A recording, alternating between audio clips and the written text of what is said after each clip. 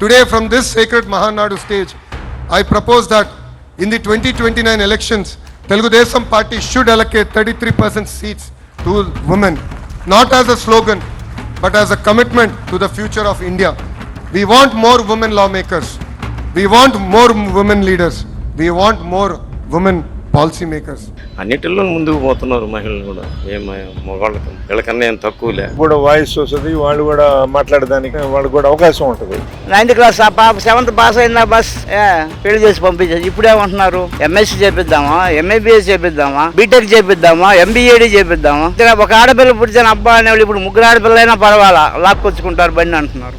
అన్ని రంగాల్లో ఉన్నారండి లేడీస్. ఇప్పుడు రాజకీయాల్లో కూడా వస్తే బాగుంటుందని రావాలి కదా, వాళ్ళు కూడా అన్ని తెలుసుకుంటారు. మగవాళ్ళే చేస్తుంటే ఆడవాళ్ళు కూడా చేయాలి కదా రాజకీయం.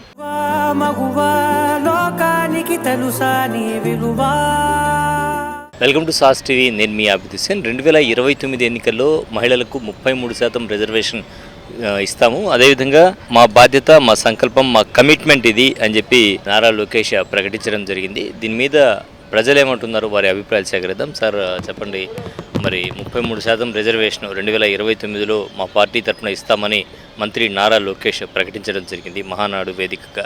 మరి దీని మీద మీ అభిప్రాయం ఏంటి? అభిప్రాయం ఏమన్నది, ఎటు మహిళా రిజర్వేషన్ ఎటు ఆగదు, అది ఎటు ఇస్తారు. 33 అది పార్లమెంట్లో పాస్ అవ్వాలా, ఖచ్చితంగా మహిళలకు ఇవ్వాల్సిందే, ఇస్తారు కూడా, ఇచ్చి తీరాల్సిందే. వాళ్ళు అన్నిటిలో ముందుకు పోతున్నారు మహిళలు కూడా. మగవాళ్ళకి అనే దానికన్నా ఏం తక్కువ లేకుండా పోతున్నారు. ప్రతి ఒక్క దాంట్లో ఏ దీంట్లో ఎత్తుకున్నా వాళ్ళకి ఇవ్వాల్సిందే. దీనివల్ల మహిళలకు ఎలాంటి ఉపయోగం ఉండే అవకాశం ఉంది? మహిళలకు చాలా ఉపయోగం కదండి. వాళ్ళకు కూడా చాలా, వాళ్ళు కూడా ఒక గుర్తింపు.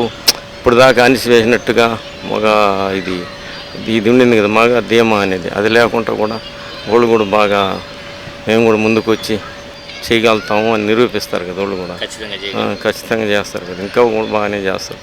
వీళ్ళకన్నా కూడా వీళ్ళకి ఎక్కువ వేతనాలు, పనులు, వాళ్ళకి అదే ఇది చెయ్యాలా మనం అనేది ధీమా ఉంటుంది. లేడీస్కి ఇస్తేనే మంచిది. సో ఇటీవల జరిగినటువంటి బిల్లు డీలిమిటేషన్ పేరు మీద అది వీగిపోయింది. సో ఈసారి పాస్ అవుతుంది అంటారా? ఖచ్చితంగా పాస్ అవుతుంది ఈసారి, నమ్మకం ఉంది. ఈసారి ఖచ్చితంగా బీజేపీ వాళ్ళు చేస్తారు. మోడీకి ఉంది, నాకు నమ్మకం ఉంది. మోడీ ఖచ్చితంగా ఇక్కడ కూడా ఇచ్చే అవకాశం అవును. అన్ని ఎవరండి అని చెప్పరు, అన్ని పార్టీల వాళ్ళు ఇస్తారు. మహిళా లోకం బాగుంది ఇప్పుడు. కొన్ని చోట్ల మహిళా లోకం బాగున్నా కూడా వాళ్ళు గెలుపొందిన తర్వాత వాళ్ళ భర్త ప్రాబల్యం ఎక్కువగా ఉంటుంది అనేటువంటి మాట కూడా వినిపిస్తుంది. ఇప్పుడు ఆ పరిస్థితి ఉంటుందంటారా? లేదు, ఒకప్పుడు ఉండింది. సర్పంచ్ గెలిచిన, ఎమ్మెల్యే గెలిచిన వాళ్ళు పోతున్నారు భర్తలు. ఇప్పుడు దాని ఉండి ఇంటికాడ మేము పోతున్నామని మాకు అన్నీ తెలుసని వాళ్ళు పోతున్నారు ముందుగా. భర్తలు వెనక పెట్టేసారు ఇప్పుడు బాగా. అదొకప్పుడు అదే 10 ఏళ్ల ముందు ఉండింది, ఇప్పుడేం లేదు. మహిళలకి 33% తీసుకురావాలా, దానికి రాజ్యాంగబద్ధత కల్పించాలా అనేటువంటి ఉద్దేశంతో దాన్ని పార్లమెంట్లో కూడా ప్రవేశపెట్టడం జరిగింది. కానీ ప్రతిపక్షాలు దాన్ని అడ్డుకొని ఆ బిల్లు వీగిపోయే విధంగా చేయడం జరిగింది. నిన్నటి రోజు జరిగినటువంటి 27, 28వ తేదీలో జరిగినటువంటి మహానాడు కేవలం మహిళల యొక్క శక్తిని తెలియజేసే విధంగా, మహిళా సాధికారతని ఆంధ్రప్రదేశ్ రాష్ట్రంలో చూపించే విధంగా, అది పార్లమెంట్లో పాస్ కానప్పటికీ కేవలం ఆ రాజ్యాంగంలో అమలు చేయాల్సినటువంటి ఆ 33% రిజర్వేషన్ని కేవలం తెలుగుదేశం పార్టీ ఎటువంటి పరిస్థితుల్లో కూడా ఆ రిజర్వేషన్ని 33% రిజర్వేషన్ అనేది చట్టబద్ధత కాకపోయినా మా పార్టీ మా రాష్ట్రంలో ఎమ్మెల్యేలకు కేటాయించేటువంటి సీట్లలో లేదా స్థానిక సంస్థల్లో కేటాయించేటువంటి సీట్లలో 33% రిజర్వేషన్ తెలుగుదేశం పార్టీ మహిళలకు ఇస్తుందని నిన్న మహానాడు ద్వారా తీర్మానం చేయడం జరిగింది. ఇది ఏ విధంగా తోడ్పడుతుందంటే మహిళల్లో చైతన్యం తీసుకురావడం, మహిళల్లో రాజ్యాంగం పట్ల అవగాహన కలిగించడం, మహిళలకి ఒక పవర్ని ఇవ్వడం, మహిళా శక్తిని ప్రపంచానికి చాటి చెప్పడం, ఇవన్నీ కూడా దోహదం చేపడతాయి. అంతేకాకుండా మహిళా శక్తి మీద మాట్లాడేటువంటి అవకాశం కూడా నెల్లూరు నగరంలో ఉన్నటువంటి ఈ నెల్లూరు జిల్లా మహిళా అధ్యక్ష అయినటువంటి కపిర రేవతికి అవకాశం దొరికింది. మహానాడులో మాట్లాడేటువంటి అవకాశం, ఇవన్నీ కూడా ఖచ్చితంగా తెలుగుదేశం పార్టీ ఈ 33% రిజర్వేషన్ని తీసుకొచ్చి మహిళలకి పూర్తిగా తోడ్పడద్దని తెలియజేసుకుంటున్నాను.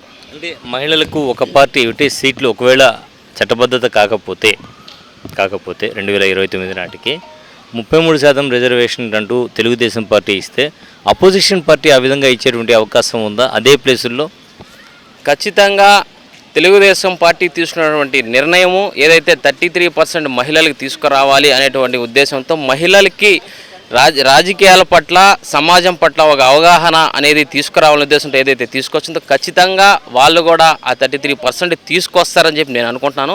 కానీ అది రాజ్యాంగ భద్రత కాలేదు కాబట్టి అది అపోజిషన్ వాళ్ళ ఇష్టం. ఖచ్చితంగా తెలుగుదేశం పార్టీ మాత్రం నిన్నటి మహానాడులో ప్రకటించేసింది దానికి కట్టుబడి 33% రిజర్వేషన్ని మహిళలకి కేటాయిస్తారు. మాట్లాడేందుకు మనతో కొంతమంది మహిళలు ఉన్నారు, వారితో మాట్లాడదాం.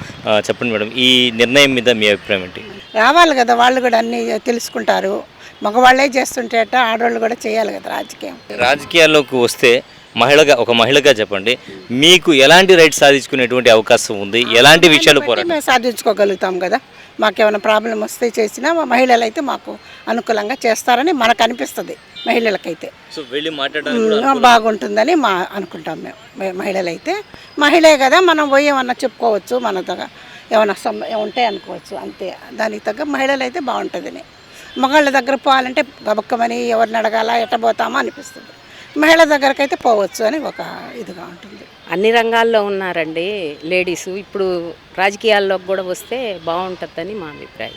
రిజర్వేషన్ అనేది కల్పిస్తే బాగుంటుందని, మరింత మంది వచ్చే అవకాశం ఉంటుంది. మాకు అవకాశాలు ఎక్కువ ఉంటాయి కదా. అన్ని పార్టీలు తీసుకోవాలి. ఒక పార్టీ తీసుకుంటే ఎట్లా? అందరు ఎవరెవరు ఆ సమయంకి ఉంటారో ప్రభుత్వం ఆ ప్రభుత్వం తీసుకోవాలి. అది ఒక ప్రభుత్వం అని కాదు కదా, మారుతుంటారు. రేపు ఇతను పోతే ఇంకొక అతను రావచ్చు, అప్పుడు వాళ్ళు కూడా పెంచాలి, వీళ్ళు పెంచాలి. మహిళలకి ముందు స్థానం ఇవ్వాలి. ఇలాంటి నేరాలు ఘోరాలు జరగకుండా అని చూడాలి. అంటారంటే మహిళలు ముందుకు వచ్చినా కూడా వాళ్ళ వెనక షాడోగా వాళ్ళ భర్త ఉంటున్నారు అని అంటున్నారు. ఇప్పుడు ఈ రోజులో ఆ పరిస్థితి ఉందా? ఎట్లుంటుంది సార్, ఇప్పుడు కంప్యూటర్ యుగం అయిపోయింది, అందులో వచ్చేసి ఇంత డెవలప్ అయింది. ఇప్పుడు ఎట్లుంటుంది సార్, అంతా వచ్చేసి క్వాలిఫికేషన్ అయిపోయారు. ఒక్కొక్కరు ఎంఏలు ఎంబీఏలు లేడీస్ ఎంత చేసినా కానీ ఇప్పుడు ఎవరు సార్ అనేది? 100% మీకు తెలిసిందే కదా, నాదే వదిలేండి, మీకు తెలుసు కదా. ఎలాంటి పరిస్థితుల్లో భర్తల ప్రాబ్లం ఉండదు? లేదు, 99% కూడా లేదు. ఎందుకంటే ఎస్ఆర్నో ఆల్రెడీ బిజినెస్ అయిపోయింది ఇప్పుడు. అది అంతే. ఎంతవరకు మనం ఏంటంటే వాళ్ళు అంత అంటుంటేనే సైకో పెత్తనం చేయడానికి కుదరదు. ఇంకా లేదు, మహిళా పోలీస్ స్టేషన్స్ మహిళ అంతా వచ్చేసింది ఎవరు. ఇప్పుడు మన వరకు మనం హలో అంటే హలో అంతవరకే కొంతకాలం నిలబడుతుంది. లేదు, మా తాత రాజులు మేము ముత్తాత రాజులు అంటే నువ్వు పాయ అంటారు. అది 100%. ఓకే, సో ఈ నిర్ణయాన్ని స్వాగతిస్తున్నారు? అవును సార్, 100%. నేనే కాదు, ప్రతి ఒక్కరు అవును. అప్పుడు ఏమన్నారు మీరు, అబ్బా 9th క్లాస్ ఆ పాప 7th పాస్ అయిందా బస్ పెళ్లి చేసి పంపించేసి. ఇప్పుడు ఏమంటున్నారు, ఎంఎస్సీ చేపిద్దామా, ఎంఏబిఎస్ చేపిద్దామా, బీటెక్ చేపిద్దామా, ఎంబీఏడి చేపిద్దామా, నిలబడాలా? అది ఇద్దరు ఒక ఆడపిల్ల పుట్టిన అబ్బా అనేవాళ్ళు ఇప్పుడు 3 ఆడపిల్లలైనా పర్వాలా లాక్కొచ్చుకుంటారు బండి అంటున్నారు. ఈ టీడీపీ గవర్నమెంట్ వచ్చిన తర్వాతే కదా మహిళలకు రాజకీయం తెలిసింది. అంతకుముందు ఆడ తెలిసింది జనతా పార్టీ టైంలో కానీ, కాంగ్రెస్ టైంలో కానీ, కమ్యూనిస్ట్ టైంలో కానీ మగవాళ్ళే కదా వచ్చి ఓటేస్తున్నారు. ఇప్పుడు ఎవరు ఉన్నాను మాత్రం ఏం ప్రయోజనం? ఆ ఆటో ఢిల్లీలో కూర్చుని ఉంది, హాయ్ అంటూనే వెళ్ళిపోతున్నారు. వైట్ కార్డు వస్తున్నారు.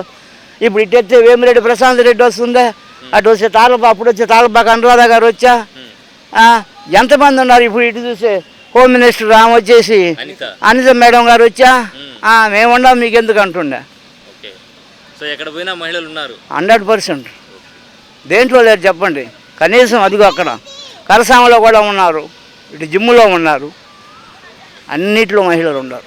100%. ఆడవాళ్ళకి రిజర్వేషన్ ఇచ్చినా తప్పు లేదు.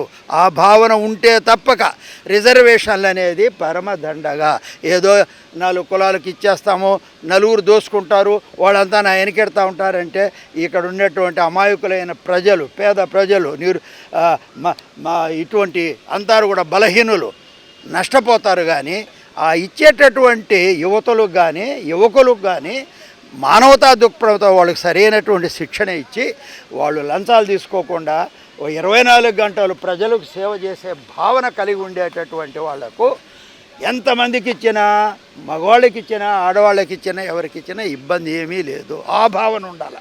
ఓకే. ఒక ఎమ్మెల్యేకి కానీ, ఒక మంత్రికి కానీ, ఒక ఎంపీకి కానీ, ఒక రాష్ట్రపతికి కానీ, ఒక గవర్నర్కి కానీ, ఒక కలెక్టర్కి కానీ, ఒక ఎంప్లాయీకి కానీ సమాజము, ఈ సమాజంలో నేను ఈ సమాజ సంపదను నేను దోసుకుంటున్నాను, ఈ సమాజంలో ఉన్నటువంటి వాళ్ళు కష్టపడి కట్టేటువంటి పన్నులు నేను అనుభవిస్తున్నాను, ఇది సమాజం వల్ల నేను ఉన్నాను, నా వల్ల ఏమి 24 గంటల సమాజ అభివృద్ధి కొరకు, సమాజ ఐక్యత కొరకు, సమాజంలో అట్టడుగు వర్గం పైకొచ్చేదానికి భావన కలిగినటువంటి ఆడవాళ్ళు కానీ, మగవాళ్ళు కానీ, న్యూట్రల్ జెండర్ వాళ్ళకు కూడా ఇచ్చిన ఇబ్బంది ఏమీ లేదు.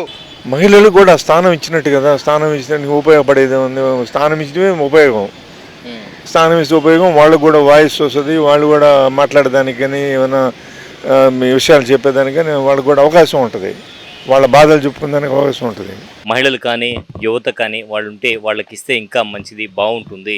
దీంట్లో రిజర్వేషన్ అనేది కులం మతం ప్రాతిపదిక కాకుండా అన్ని వర్గాల్లో కూడా మంచి చేయాలి అనేటువంటి శిక్షణ ఇచ్చి ఆ మంచి కోసం కట్టుబడి ఉండేటువంటి వాళ్లకు నాయకత్వ లక్షణాలు ఉండేటువంటి వాళ్ళకి ఇస్తే ఇంకా మెరుగైన సమాజాన్ని ఏర్పాటు చేసేటువంటి అవకాశం ఉంది అంటున్నారు. కెమెరామెన్ మహేష్తో హుసేన్, సాస్ టీవీ, నెల్లూరు.